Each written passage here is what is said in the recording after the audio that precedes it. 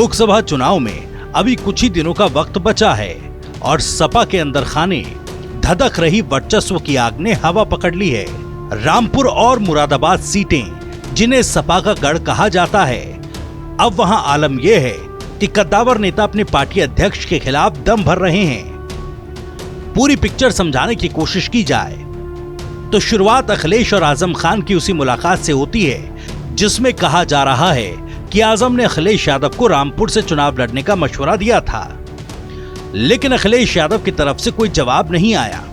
फिर क्या था, जेल में बंद आजम खान ने चुनाव से पहले अपने सियासी रुतबे का इस्तेमाल करते हुए पार्टी में बगावत का झंडा बुलंद कर रामपुर में चुनाव का बहिष्कार कर दिया। लेकिन बात सिर्फ यहीं तक खत्म नहीं होती। आजम खान तो ये भी चाह रहे थे कि रुचि वीरा मुरादाबाद से चुनाव लड़ें, मगर यहाँ तो पहले से ही एसटी हसन के नाम पर मुहर लग गई थी और उन्होंने नामांकन भी दाखिल कर दिया था।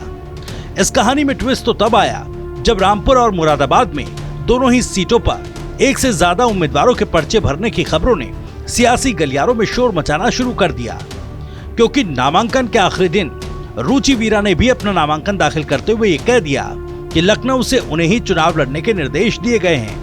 रुचि वीरा जी पहुंची हैं जी, मैम नॉमिनेशन कराया, क्या कुछ कहना है? क्या कहना है, सबसे अपने राष्ट्रीय नेतृत्व का, अपने पार्टी के मुखिया का, मोहम्मद आजम खान साहब का, सभी का धन्यवाद करना चाहती हूँ कि उन्होंने मुझ पर भरोसा जताया और आप सब लोगों से मदद की उम्मीद करती हूँ। मैम, समाजवादी पार्टी के द्वारा पहले स्टेशन को सिंबल दिया गया था, अब जो है सिंबल वापसी लिया गया है, क्या इसके बारे में भाई मुझसे क्यों पूछ रहे हैं? मेरे भाई हैं, कितनी बार बता दिया मैंने।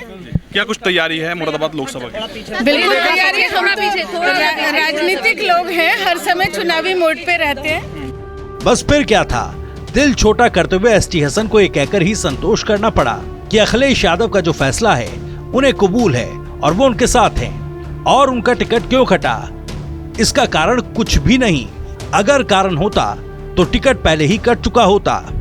देखिए, मुझे पार्टी ने आदेश दिया था और मुझे सिंबल दिए थे, क्योंकि टाइम बहुत कम था और ये भी हिदायत थी कि जल्द से जल्द कर दें, इसीलिए मैंने नामांकन किया। और आज मुझे पता चला एक दूसरे कैंडिडेट ने भी नामांकन कराए। अब फैसले हाईकमान के ऊपर है, वो जो भी फैसला लेंगे उसे हम तस्लीम करेंगे। एक पार्टी दो लोगों को सिंबल दे देती है कि ये, देखिए क्या परिस्थितियाँ ऐसी बनी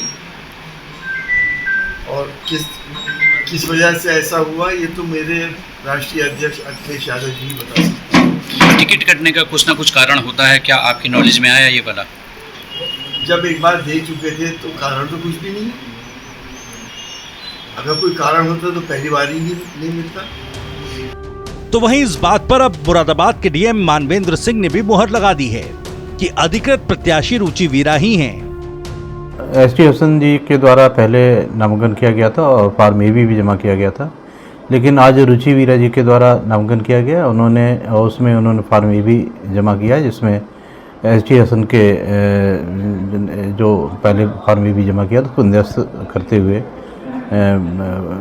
हमारे पास फॉर्म ए भी आया हुआ है।